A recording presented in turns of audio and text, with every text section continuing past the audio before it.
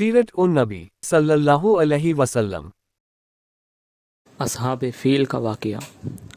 नबी अकरम सल्लल्लाहु अलैहि वसल्लम की विलादत मुबारक से पहले अबरहा नामी यमन का बादशाह हाथी और घोड़ों की फ़ौज लेकर खाना काबा ढाने के नापाक इरादे से मक्का शरीफ आया।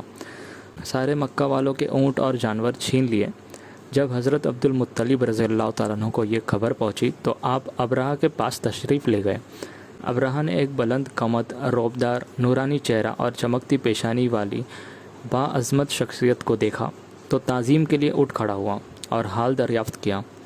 तो आपने बताया, तेरे लोग जो हमारे ऊँट और बकरियां ले आए हैं वो हमें वापस कर दें।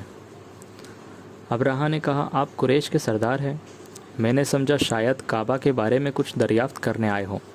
आपने फरमाया, मैं ऊँट बकरियों का मालिक हूँ, अपनी मिल्कियत की चीज़ें लेने आया हूँ और काबा अल्लाह का घर है, वह जिसका घर है वही उसकी हिफाजत फरमाएगा। हज़रत अब्दुल मुत्तलिब रज़ियल्लाहु ताला अन्हु जब तशरीफ़ लाए तो अबरहा का हाथी, जिसका नाम महमूद था, हुज़ूर अकरम सल्लल्लाहु अलैहि वसल्लम की मुबारक तजल्ली हज़रत अब्दुल मुत्तलिब रज़ियल्लाहु ताला अन्हु की पेशानी में देखकर सजदे में गिर गया। हालांकि हाथी किसी को सजदा नहीं करता था। इसके बाद वो हाथी साफ ज़बान में बोला, ए अब्दुल मुत्तलिब, इस नूर पर मेरा सलाम हो जिसकी तजल्ली अब भी आपकी पुश्त मुबारक में है। आपने ऊँट को लेकर वापस लौट गए और मक्का वालों से फरमाया कि तुम भी अपने जानवर लेकर मक्का के बाहर चले जाओ।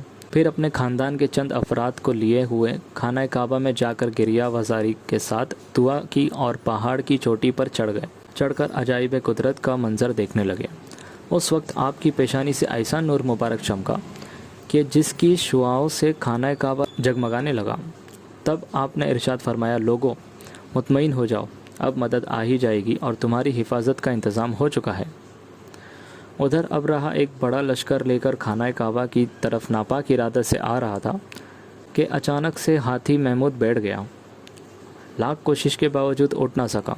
अचानक अज़ाब इलाही अबाबिल परिंदों की सूरत में ज़ाहिर हुआ, जो अपनी चोंच और पंजों में 3-3 कंकरियां रखते थे। हर एक सवार के सर पर एक कंकरी डालते तो वो कंकरी सर से जिस्म के आखिर हिस्से तक सुराख करती हुई जिस्म के बाहर निकल जाती, जिसके नतीजे में कोई एक शख्स भी ज़िंदा बच ना सका, जिसका ज़िक्र सूरह फ़ील में मौजूद है। तर्जुमा, ए हबीब, क्या आपने नहीं देखा कि आपके रब ने हाथी वालों के साथ कैसा मामला किया? क्या उसने उनके मकर और फरेब को तबाह व बर्बाद नहीं कर दिया? और उसने उन पर परिंदों के टुकड़ियाँ भेज दिए जो उन पर कंकरी पत्थर बरसाते थे, तो उसने उन्हें खाए हुए भूसे की तरह रेजा रेजा कर दिया।